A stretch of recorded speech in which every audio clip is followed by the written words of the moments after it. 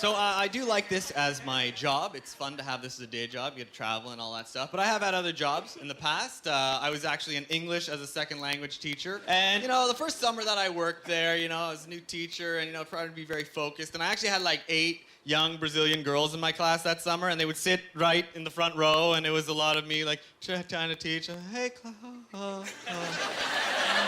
And, and they'd be wearing little tight shirts and stuff, and this one girl would always wear this like tight buttony shirt, and one day she decided to unbutton the buttony shirt and take it off, and she was wearing a smaller shirt under that shirt, and I was like, okay, I gotta stop class. Okay, sorry class. You gotta put that shirt back on. It's like, oh, but teacher, I'm so hot. Like, you are fucking right. Hey, class. And you've got detention for some reason with me later. I don't. Anyways, that's the story of how I lost my job. But now, by far, I guess my favorite student of all time, certainly my most memorable, he was from Turkey. And this guy, when I first met him, he was like, beginner student. He had very little vocabulary. He could only say like 4 things. He could only say like, hey, how are you? Come on. My name, and for some reason in the middle of the conversation, you just start laughing. I don't know why, but I throw that in there for you. So I just come into class in the morning, and he would really try to have a conversation with me, but he had this very limited vocabulary. So I'd walk into class, and it'd be like, hey, Perry, hey, Perry, how are you? How are you, Perry? Hey, come on, Perry, how are you? How are you, Perry? Hey.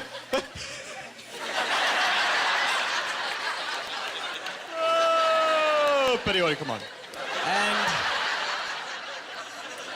very motivating. I was like, I gotta help this guy. And, and time goes by, and that amazing thing that happens when you're a teacher teaching English is that, a couple months go by, and all of a sudden you get to know their actual personality. Like, they couldn't speak English before, so you couldn't really get to know them. And when I got to know this guy, I noticed that he had 2 things in common with a lot of my other Turkish students. One thing being, they love kebabs. Kebabs are the best thing you can ever eat. Kebabs are awesome. They rock. And the second thing, which I thought was kind of weird, was very defensive about their country. I don't know what their experience is with North Americans, that, like, we know nothing about Turkey, or we think it's a third world country or a desert, or I don't know what, but anytime I'd be in class talking about something that we had in Toronto, or that you would have in just any city, this guy would get really defensive, and he'd have to tell me how they have the exact thing back in Turkey, and then he'd explain it to me, and it would be different. So I'd just be like, hey, class, I got new students. Hey, we got some really good food in Toronto. We got really good hamburgers. This place down the street. Hamburger? Hey, Betty? Hey, hey. Betty, hey. Hamburger you have? Yes, hamburger? Yeah. We have. Turk, we have same. We have hamburger same. But it's a kebab. Like hamburger, but on the side there is a stick. No bun, topping, no. Same. Same. Like, okay, anyways, class, we got some cool landmarks you want to check out while you're here. Of course, CN Tower, very, world famous. Hey, Perry, CN Tower you have? Yes, CN Tower, big, oh, very nice CN Tower. We have Ankara, we have same, we have CN Tower, same. But it's a giant kebab.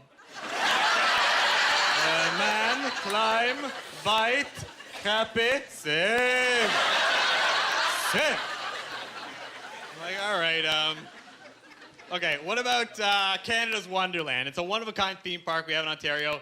You don't have Canada's Wonderland at home. No.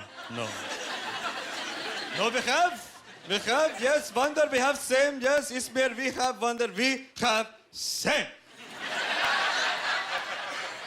But it's a man with a big hat, take a spoon, hit a goat, a child, run, scream, same. Same. Very difficult to argue with that.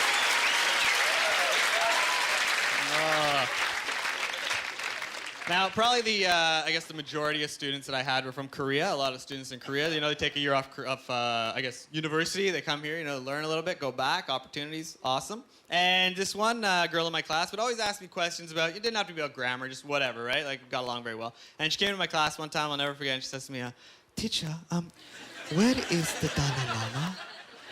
I was like, that's kind of random. I was like, all right, whatever, but I kind of knew about this. I saw something on TV. I was like, all right, I'm going to blow your mind. Okay, where is the Dalai Lama? Dalai Lama lives in India. Because, back in the late 50s, there was a conflict between China and Tibet, and a lot of Buddhists in Tibet at the time moved to India for safety, Dalai Lama included. So where is the Dalai Lama?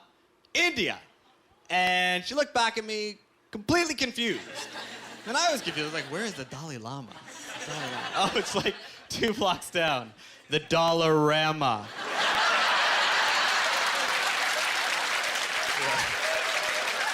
Yeah.